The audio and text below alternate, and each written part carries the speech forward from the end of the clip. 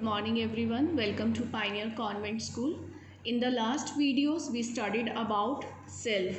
We studied about personal self, social self, then self as a subject, self as an object. Today we have to complete the topic of self and then we will start the topic of personality. तो self में culture का self पे क्या effect आता है that we have to understand now. यहाँ पे हम टू कल्चर्स की बात करेंगे like western culture and Indian culture. तो वेस्टर्न पर्सपेक्टिव में इंडिविजुअल कैसा होता है, सेल्फ कैसा होता है, और इंडियन पर्सपेक्टिव में इंडिविजुअल कैसा होता है. We need to know this. तो वेस्टर्न कल्चर में जैसा कि आपको पता है कि यहाँ पे फिगर के थ्रू हमने आपको टू फिगर्स दिखाई हैं जिसमें एक इंडिविजुअल है और एक ये ग्रुप है. तो you can see very clearly कि दोनों फिगर्स का जो बाउंड्री है वो बिल्कुल अलग है, जिसे हम डिस्टिंक्ट बाउंड्रीज भी कहते हैं कि बाउंड्रीज ओवरलैप नहीं करती हैं, एक दूसरे को क्रॉस नहीं करती हैं. यहाँ पे जो इंडिविजुअल है वो ग्रुप इफ़ेक्ट से बिल्कुल अलग होता है वेस्टर्न कल्चर में, वेस्टर्न पर्सपेक्टिव में. मीन्स आपको पता है वेस्टर्न कल्चर में लाइक थोड़ा सा फ्रीडम ज़्यादा है. वहाँ पे इंडिविजुअल जब थिंकिंग स्टार्ट करता है, उसे अपने लिए कोई भी डिसीजन लेना है तो वो सिर्फ अपने बारे में सोचता है, वो ग्रुप के बारे में, अपनी फैमिली के बारे में, अपने आसपास के लोगों के बारे में, ब्रदर सिस्टर के बारे में नहीं सोचता. वो सिर्फ अपने लिए सोचता है. उसको जो अच्छा लगता है वो वैसा स्टडी करता है. उसको मैरिज जहाँ करनी है, अगर उसे अपनी कंट्री शिफ्ट करनी है या, तो वो कभी भी ये नहीं सोचता कि इससे दूसरे लोगों पे क्या इफ़ेक्ट होगा. तो वो जो भी काम करते हैं सिर्फ अपने लिए करते हैं. तो ऐसे सेल्फ को हम सेल्फ सेंटर्ड भी कह सकते हैं. और ये सेल्फ सेंटर्ड लोग जब किसी पब्लिक प्लेस पर भी होते हैं so they don't bother about the onlookers. वो देखने वालों की परवाह नहीं करते कि लोग क्या सोचेंगे, क्या कहेंगे. They think about themselves only. तो ये होता है self in the western perspective. अब इंडियन पर्सपेक्टिव में सेल्फ कैसा होता है, through the figure you need to understand first of all कि ये जो बाउंड्रीज़ हैं ये एक दूसरे के साथ मिक्स होती हैं, ओवरलैपिंग होती हैं, शिफ्टिंग होती हैं कि वो अपने लिए भी सोचता है और अपने ग्रुप के लिए भी सोचता है. सपोज़ किसी ने स्टडी करनी है, किसी स्टूडेंट को सपोज़ लाइक आर्ट्स में बहुत इंटरेस्ट है लेकिन उसके पेरेंट्स डॉक्टर हैं, तो वो पेरेंट्स का इफ़ेक्ट आता है कि वो चाहते हैं कि हमारा बच्चा हमारे ही प्रोफेशन को अडॉप्ट करे. तो कई बार वो अपना इंटरेस्ट छोड़ के अपने पेरेंट्स के प्रोफेशन के अकॉर्डिंग अपना इंटरेस्ट चेंज भी कर लेता है. जो बिज़नेस फैमिलीज़ होती हैं वो अपने फैमिली बिज़नेस में रखने के लिए तो बच्चे अपने स्टडीज़ के इंटरेस्ट को भी चेंज कर लेते हैं. जब वो मैरिज भी करते हैं तो वो इस चीज़ का ध्यान रखते हैं कि वो गर्ल मेरी फैमिली के साथ एडजस्ट होगी या नहीं होगी. मीन्स एक गर्ल का इवैल्यूएशन, उसकी नेचर का इवैल्यूएशन सेल्फ के लिए तो वो करते ही करते हैं, बट अपनी फैमिली के पर्सपेक्टिव में भी उसको इवैल्यूएट किया जाता है. तो और बहुत ज़्यादा जो इंडियन पर्सपेक्टिव में एक सेल्फ होता है वो बहुत ज़्यादा सोचता है कि मेरे इस काम से दूसरों पे क्या इफ़ेक्ट आएगा, लोग मेरे बारे में क्या सोचेंगे, क्या बोलेंगे. तो ये सेल्फ का इंडियन पर्सपेक्टिव हो गया, राइट.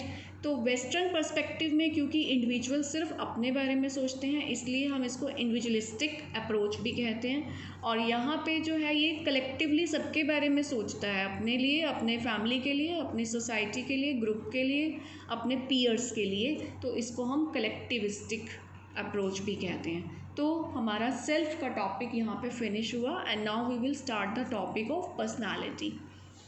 पर्सनालिटी एक लैटिन वर्ड है पर्सोना, उससे डेवलप हुआ है. पर्सोना का मीनिंग होता है मास्क लगाना, कि फेस पे मास्क लगा दिया तो कवर हो गया. तो जो आउटर अपीयरेंस होती है उसको पर्सनालिटी मानते हैं मैक्सिमम. मीन्स जो कॉमन मैन है, ले मैन मीन्स कॉमन मैन क्या करते हैं, किसी से पूछो आप उसकी पर्सनालिटी कैसी है तो वो कहेंगे बहुत गुड है, इम्प्रेसिव है, स्मार्ट है, स्ट्रॉन्ग है. और किसी की पर्सनालिटी बहुत वीक है, लेज़ी है, तो वो आउटर अपीयरेंस से पर्सनालिटी को डिफ़ाइन करते हैं, राइट. लेकिन साइकोलॉजी में जब हम किसी की पर्सनालिटी को डिफ़ाइन करते हैं तो हम पहले उसकी करेक्टरिस्टिक्स को अंडरस्टैंड करते हैं. Characteristic way of responding to an individual और सिचुएशन, कि कोई भी इंडिविजुअल किसी पर्सन के साथ या किसी सिचुएशन के आने पे कैसे रिएक्ट कर रहा है. वो बहुत काम रिएक्ट कर रहा है, बहुत एंग्री रिएक्ट कर रहा है, बहुत इम्पल्सिव रिएक्ट कर रहा है, तो उसके बेस पे हम साइकोलॉजी को डिफ़ाइन करते हैं। तो बेसिकली साइकोलॉजी को कैसे पर्सनालिटी को डिफ़ाइन कैसे किया जाता है, इसको फिज़िकल प्लस साइकोलॉजिकल दोनों फीचर्स में हम डिफ़ाइन करते हैं। हम फिज़िकल भी देखते हैं कि अपीयरेंस कैसा है, और साइकोलॉजिकल मीन्स उसके इनर ट्रेट कैसे हैं। देन वो यूनिक पर्सनालिटी को माना जाता है कि कोई भी दो पर्सनालिटीज़ बिल्कुल सेम नहीं होती हैं, हर पर्सनालिटी अपने आप में यूनिक होती है। पर्सनैलिटी का अदर फीचर है कि वो स्टेबल होती है। फॉर एग्ज़ाम्पल कोई कूल पर्सन है तो वो हर सिचुएशन में कूल रहेगा, बहुत मतलब उसके सामने कोई पैनिक सिचुएशन भी आएगी तो भी वो अपना काम मेंटेन कर सकता है। अब कोई एंग्री पर्सन है जिसको गुस्सा जल्दी आता है तो वो नॉर्मल सिचुएशन में भी बहुत जल्दी गुस्सा हो जाता है। तो पर्सनैलिटी रिलेटिवली स्टेबल रहती है। ये सिचुएशन पर भी डिपेंड करती है कि कई बार बहुत कूल पर्सन है लेकिन सिचुएशन ऐसी आ गई तो वंस इन अ वाइल वो एंग्री भी हो सकता है, तो हम इसे डिपेंडेंट ऑन सिचुएशन भी कहते हैं। और पर्सनालिटी डायनामिक भी होती है। अब स्टेबल और डायनामिक बिल्कुल ऑपोजिट हो गए। हम कह रहे हैं कि स्टेबल है मीन्स एक जैसा बिहेव होता है, डायनामिक है मीन्स बिहेवियर चेंज भी होता है। तो ये जो बिहेवियर चेंज है ये सिचुएशन पर डिपेंड होता है, इसलिए इसको स्टेबल भी कहते हैं क्योंकि मैक्सिमम बिहेवियर आपका सेम होता है, और इसको डायनामिक भी कहते हैं क्योंकि ये सिचुएशन आने पे खुद को चेंज भी कर लेती है। तो पर्सनालिटी को जो हम स्टडी करते हैं उसको स्टडी करने की दो अप्रोचेज़ होती हैं। वन होती है टाइप अप्रोच की, एक तो टाइप्स कौन कौन सी हैं पर्सनालिटी की, और एक होती है ट्रेट अप्रोच। तो इस वीडियो में हम सिर्फ एक बार टाइप अप्रोच के साथ चलेंगे, नेक्स्ट वीडियो में हम ट्रेट अप्रोच के बारे में स्टडी करेंगे। टाइप अप्रोच होती है कि पर्सनालिटी किस तरीके की है, पर्सन का नेचर, बिहेवियर, रिएक्शन, स्टिमुलस के लिए रिस्पॉन्ड जो है उसके बेस पे पर्सनालिटीज़ को टाइप अप्रोच में डिवाइड किया गया है। Different psychologist, different books and cultures के according. So we will know the types told by Greek physician Hippocrates. Hippocrates ने पर्सनालिटी की जो टाइप्स बताई हैं हम वो देखते हैं। Number 1, he has told sanguine personality. ये वो लोग होते हैं जो बहुत ऑप्टिमिस्टिक होते हैं, जो हर नेगेटिव सिचुएशन में भी कुछ ना कुछ पॉजिटिव सर्च कर लेते हैं, और ऐसे लोग जनरली ज़्यादा हैप्पी रहते हैं, लाइवली रहते हैं। सेकेंड उन्होंने बताया फ्लेगमेटिक। ये लोग बहुत कूल होते हैं, कंपोज्ड होते हैं और थोड़ा लेस इमोशनल होते हैं, फ्लैट फेसेस होते हैं, बहुत ज़्यादा रिएक्ट नहीं करते हैं सिचुएशंस में। एंड थर्ड उन्होंने बताया मेलनकलिक। मेलनकॉलिक होते हैं जो हमेशा सैड रहते हैं, हमेशा ही पैसिमिस्टिक रहते हैं। यहाँ पे I need to clear, optimistic होते हैं आशावादी और पैसिमिस्टिक होते हैं निराशावादी। तो सैंग्विन और मेलनकॉलिक बिल्कुल एक दूसरे के ऑपोजिट हैं। देन उन्होंने बताया कोलरिक, फोर्थ टाइप। ये लोग बहुत बैड टेम्पर्ड होते हैं, मीन्स शॉर्ट टेम्पर्ड होते हैं, जल्दी गुस्सा करते हैं, इरिटेबल होते हैं, हर चीज़ से इरिटेट हो जाते हैं और हमेशा ओवर रिएक्ट करते हैं। तो ये जो कॉलरिक इन्होंने टाइप बताया है ये इसका बिल्कुल अपोजिट है, फ्लेगमेटिक का। तो ग्रीक फिजिशियन हिप्पोक्रेटिक्स ने ये 4 टाइप्स ऑफ पर्सनालिटीज़ बताई हैं। देन चरक संहिता, इंडियन आयुर्वेद के अकॉर्डिंग उन्होंने 3 तरीके के दोष बताए हैं, त्रिदोष जिसे कहते हैं। जैसे कि पहला इन्होंने बताया वात, इंग्लिश में आप इसे वत भी कह सकते हैं बट दिस इज़ वात दोष। ऐसा दोष जिन लोगों के अंदर होता है वो लोग बहुत एनर्जेटिक होते हैं, क्रिएटिव होते हैं, लाइवली होते हैं, खुश रहते हैं और बहुत एक्टिव होते हैं। जिसके अंदर होता है पित्त दोष, ऐसे लोगों का ये बहुत इंटेंस होते हैं, बहुत फोकस होते हैं, बहुत ध्यान से चीज़ों को अंडरस्टैंड करते हैं, फियर्स होते हैं, एक्शन लेने में थोड़े से एक्टिव होते हैं। जिसमें होता है कफ दोष, ऐसे लोग बहुत पॉजेसिव होते हैं, मींस अपनी चीज़ों को दूसरों के साथ शेयर करना पसंद नहीं करते हैं। ग्रीडी होते हैं, लालची होते हैं, इन्हें हर चीज़ अपने लिए चाहिए, मींस थोड़ा सेल्फ सेंटर्ड और सेल्फिश होते हैं। लेदार्जिक होते हैं, मींस बहुत लेज़ी होते हैं, एक्टिव नहीं होते, काम नहीं करना चाहते। तो ये सारी टाइप्स ऑफ पर्सनालिटीज़ हैं बाय द डिफरेंट फिलॉसफीज़। उसके बाद एक त्रिगुण फिलॉसफी है जिसमें सत्व उस पर्सनालिटी को कहा जाता है जो बहुत क्लीन होते हैं, मींस जो बड़े ऑनेस्ट होते हैं, हमेशा सच बोलते हैं, जिनमें कोई लालच नहीं होता, ऐसे लोगों को सत्व कहा जाता है, ऐसी पर्सनालिटीज़ को। फिर सेकंड पर्सनालिटी त्रिगुणा के अकॉर्डिंग होती है रजस। ये राजाओं के गुणों से इसका नेम दिया गया रजस, क्योंकि वो एनवियस होते हैं, एक दूसरे से बहुत जलन रखते हैं, अपने एक्सपेंशन में बिलीव करते हैं अपने स्टेट की, तो वो ग्रीडी होते हैं और वो सेल्फ सेंटर्ड होते हैं। थर्ड पर्सनालिटी टाइप इन्होंने बताया तमस, कि जो लोग बहुत एंग्री होते हैं, जो लोग बहुत एरोगेंट होते हैं, जिनमें बहुत गुस्सा हो, या जो बहुत घमंडी होते हैं, स्टबर्न होते हैं, ज़िद्दी होते हैं, दूसरों की ओपिनियंस को एक्सेप्ट नहीं करते हैं, ऐसे लोगों को तमस कहा गया। इसके बाद नेक्स्ट टाइप्स आ जाती हैं हमारी बाय शेल्डन।